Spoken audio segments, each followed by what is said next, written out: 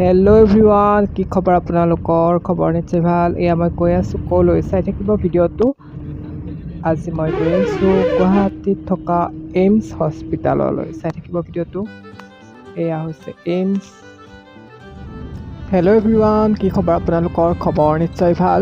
যোনসকলে নতুনকৈ চাই আছে মোৰ চেনেলটো ছাবস্ক্ৰাইব কৰি বেল আইকনটো প্ৰেছ কৰিব বুলি আশা ৰাখিলোঁ। এতিয়া মই গৈ আছোঁ বাছত আৰু ক'লৈ গৈ আছোঁ চাই থাকক ভিডিঅ'টো, দেখা পাব আপোনালোকে। মই গৈ আছোঁ ক'লৈ ক'ব লাগিব নেকি? ভিডিঅ'টোত চাই থাকক, দেখা পাব আপোনালোকে ক'লৈ গৈ আছোঁ। আৰু এয়া মই গৈ আছোঁ বাছত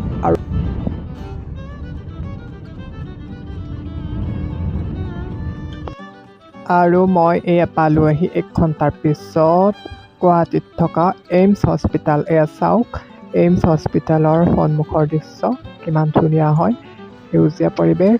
আৰু এইটো হৈছে হস্পিটেললৈ অহা ৰাস্তাটো। এইখন হৈছে গেট। এইমছ হস্পিটেল চাংচাৰিত থকা এই এইমছ হস্পিটেলখন বৰ ধুনীয়া হৈছে বনোৱাত। আৰু বাহিৰৰ দৃশ্যখিনি আপোনালোকক দেখুৱাব চেষ্টা কৰিম। ভিতৰলৈ গৈ আছোঁ, চাই থাকক ভিডিঅ'টো, স্কিপ নকৰিব।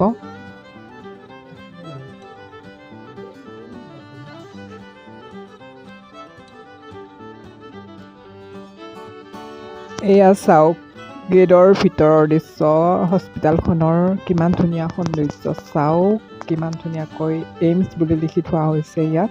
এইখন হৈছে গেট, তাৰ কাষতে এই ফুলৰ ধুনীয়া ধুনীয়া ষ্টাইল দি থোৱা হৈছে। এইবোৰ ফুল কিমান ধুনীয়াকৈ ৰুই দিছে। আৰু এয়া হস্পিটেলখনলৈ ভিতৰলৈ যোৱাৰ ৰাস্তা। এইবোৰ কিমান বিল্ডিং আছে চাওক। আৰু মই এটা কথা ক'ব ওলাইছোঁ আপোনালোকে যদি এইমছ হস্পিটেললৈ বেমাৰ দেখুৱাব আহে, তেতিয়াহ'লে আপোনালোকে এখন বুকলেট পাব। সেই বুকলেটখনেৰে এবছৰ আপোনালোকে বেমাৰ দেখুৱাব পাৰিব। সেই বুকলেটখনেৰে আপোনালোকে আহক এইমছ হস্পিটেললৈ আৰু টিকেট কাটি লওক, 30 টকা মাত্ৰ। আৰু এয়া চাওক কিমান ধুনীয়াকৈ ফুলবোৰ থৈ দিয়া হৈছে আৰু কিমান পৰিষ্কাৰ হয়। এয়া চাওক আপোনালোকে কিমান পৰিষ্কাৰকৈ ৰাখি থৈ দিয়ে ফুলবোৰ।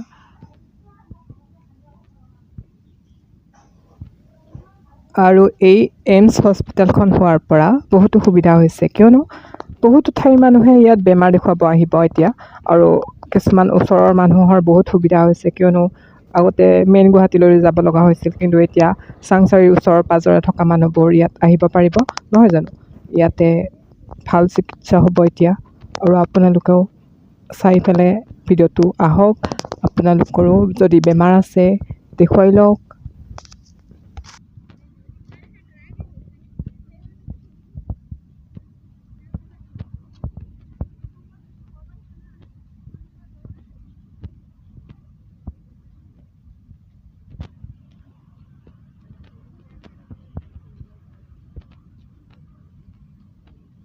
আপোনালোকক বাহিৰৰ দৃশ্যখিনি দেখুৱাবলৈ চেষ্টা কৰিলোঁ, আৰু ভাল পালে লাইক, কমেণ্ট, শ্বেয়াৰ কৰিব বুলি আশা ৰাখিলোঁ।